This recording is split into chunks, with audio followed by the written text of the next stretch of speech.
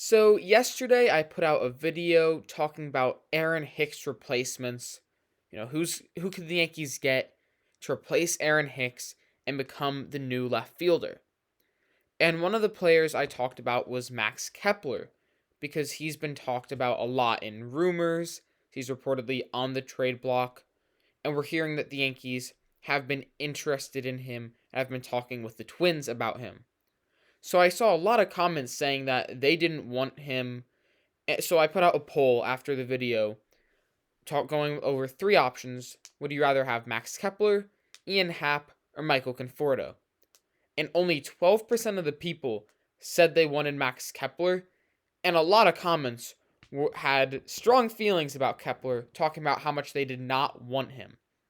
So I kind of want to defend Max Kepler in this video and just give the reasons why, if Max Kepler gets traded to the Yankees, we should be excited because he can be a really good player. So hopefully after this video, you have a little bit more insight about Max Kepler. Let's get into this. So a quick little bit of information about Kepler. He is a 29-year-old right fielder on the Twins. And after the Twins signed Joey Gallo, Max Kepler went on the trade block because the Twins' outfield got pretty full. So he's kind of their fourth string outfielder right now. He's on the trade block, and he's a pretty solid player in my mind. Overall, as a player, he put up 2 WAR in 115 games in 22 and 2.3 WAR in 121 games in 2021. That's pretty good. We shouldn't take WAR as an exact number, but it does give us a pretty good range there. I mean, a 2 WAR player in about 120 games is pretty solid.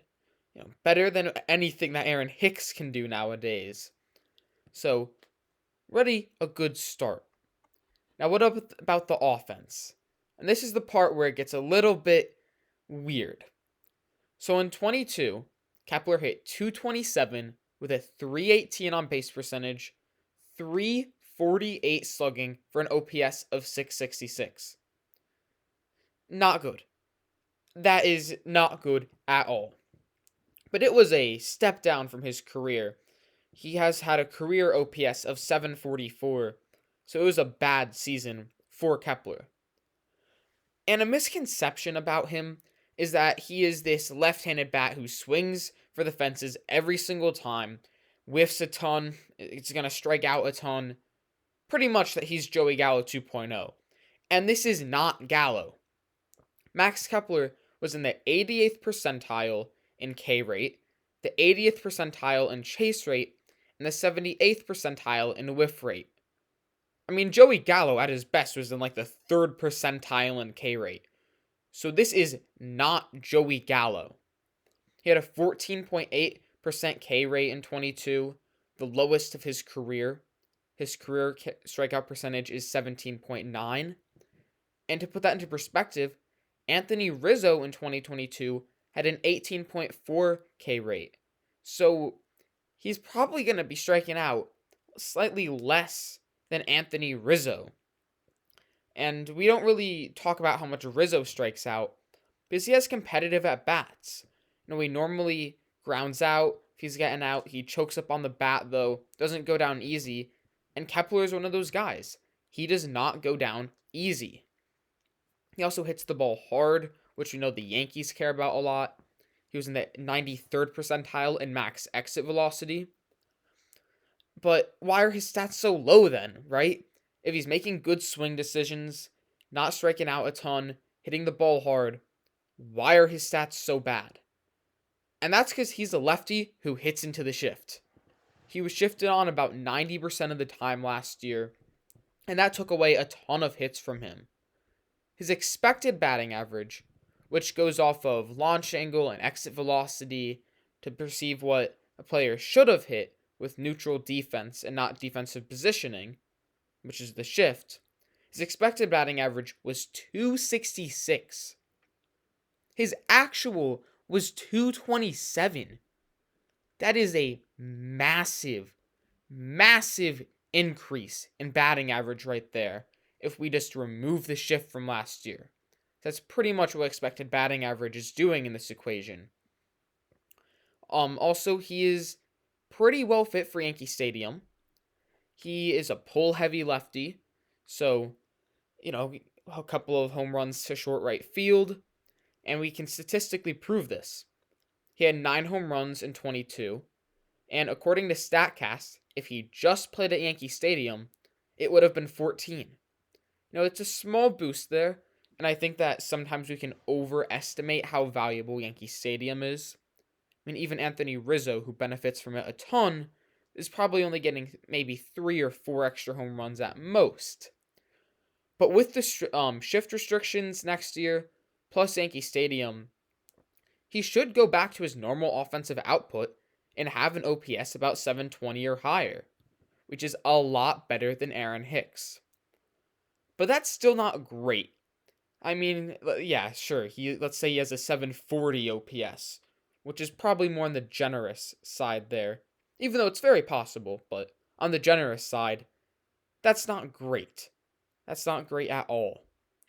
But here's where Kepler is really so good. Since 2020, he's had 19 outs above average, which is the most of all right fielders in baseball. The second most is 11 outs above average. So he's almost doubling the outs above average from the second best defensive right fielder. He is really good in the field. But he's a right fielder.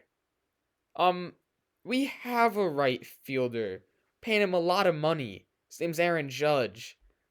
That would be an issue for the Yankees if you trade for Kepler, who is a right fielder, and you have Aaron Judge, who is a right fielder. That's my main issue with Max Kepler. If the Yankees trade for him, are they going to move Judge to left? Because he's never played there in his career. Are you going to move Kepler to left? Because he's the best defensive right fielder in baseball, so why would you change his position? That's really my biggest issue with Kepler. I think he's an underrated hitter. I think he's one of the best defensive outfielders in baseball, but the position change that would be needed makes it difficult for him to fit with the Yankees. He's also on a very team-friendly contract, though. He's making $8.5 million in 2023. Then he has a club option after that season for $10 million. So it's a great contract, especially when, he put up 2 WAR in 115 games.